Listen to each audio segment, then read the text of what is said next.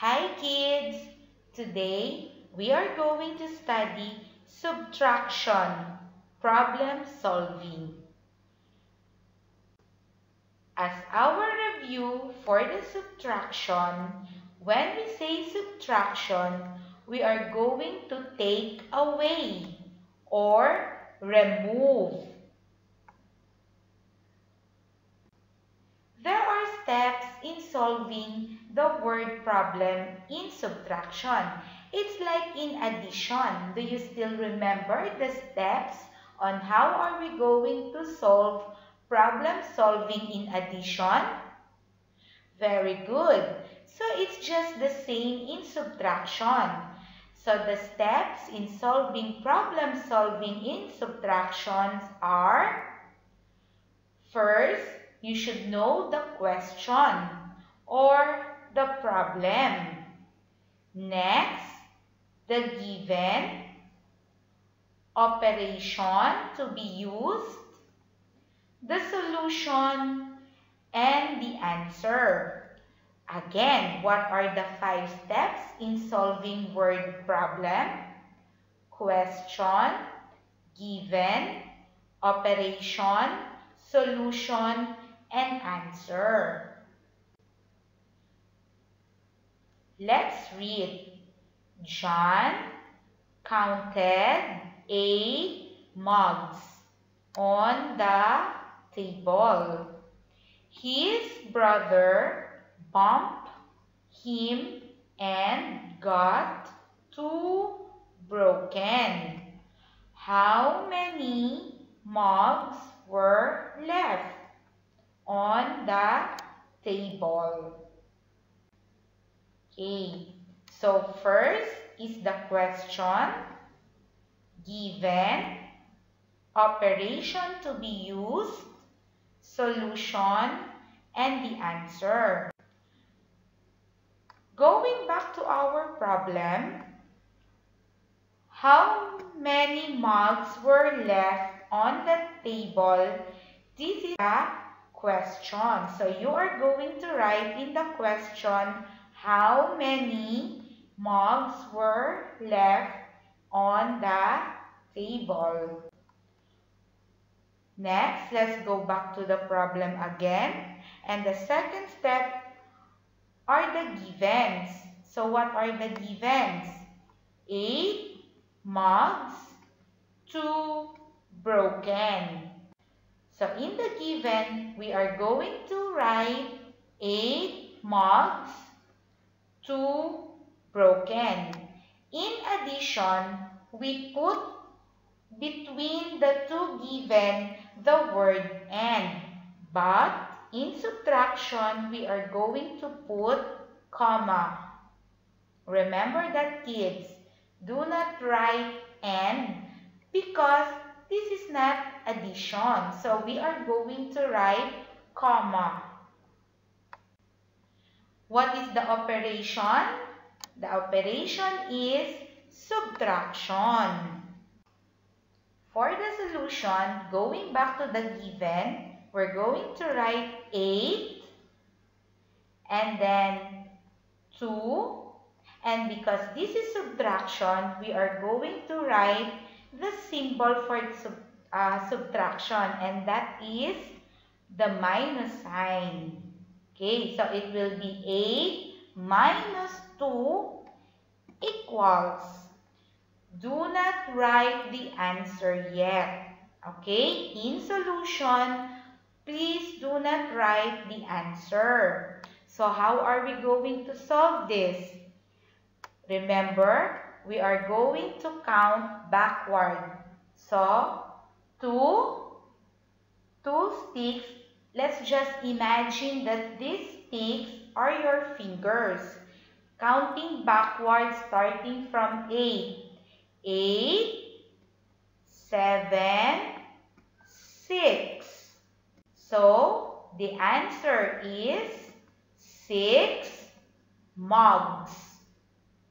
Okay, do not forget to write the complete answer. Let's go back again to the steps. question, given, operation to be used, solution, and the answer. Let's read the problem. There were 8 tops in the bag.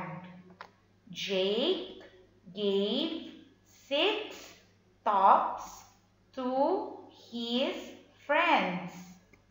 How many tops were left in the bag?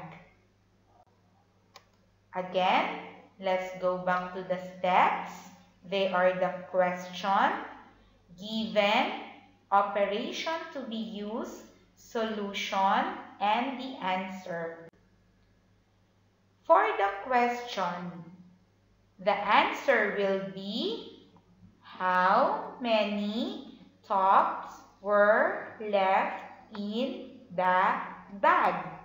So, you will write how many tops were left in the bag.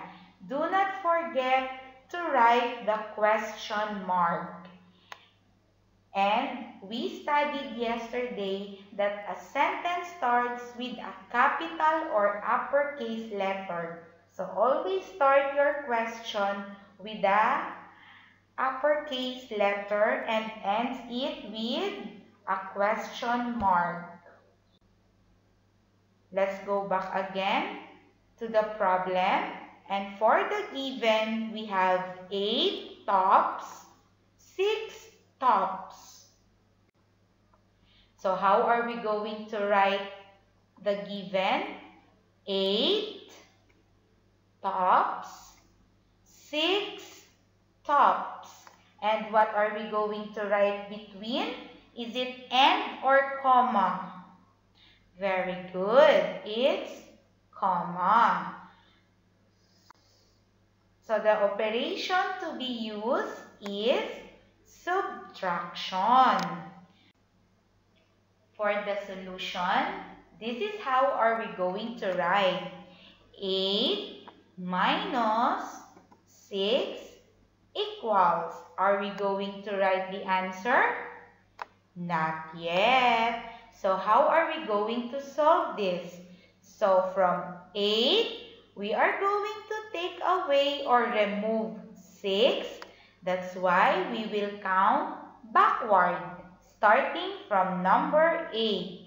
8, 7, 6, 5, 4, 3, 2.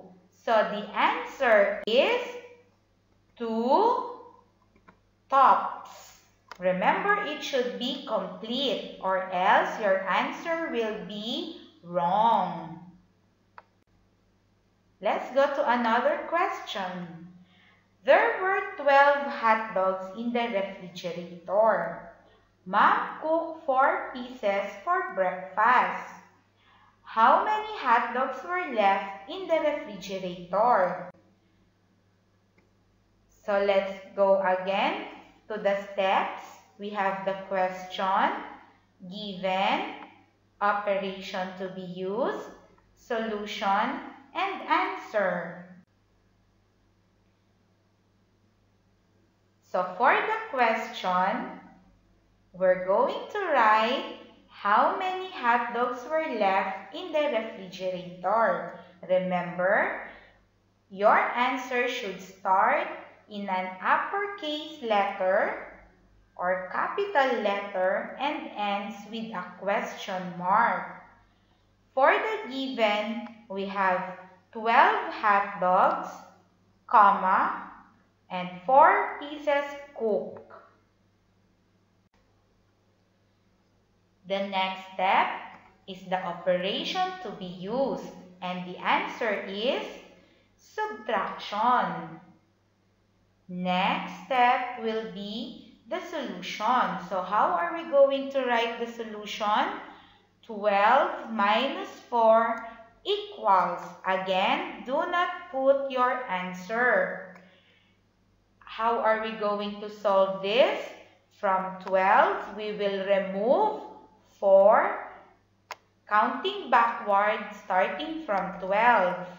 12, 11, 10, 9, 8. So the answer is 8 hot dogs. Next, Sam had 10 plates on the table. Tim got 5 plates to be placed in the cabinet. How many plates were left on the table? For the first step, write the question. Again, start your sentence in an uppercase or capital letters and end it with a question mark. So the question is, how many plates were left on the table? Next step is the given, and the givens are 10 plates, 5 to be placed in the cabinet. Next step will be operation to be used, and the answer is subtraction. Next step will be solution. So how are we going to write the solution? 10 minus 5 equals. Again, are you going to write the answer? No. And how are we going to solve? 10, you're going to remove 5. So let's count backwards starting from 10. 10, 9, 8, 7, 6, 5. So the answer is 5 plates. Again, make sure that your answer is complete.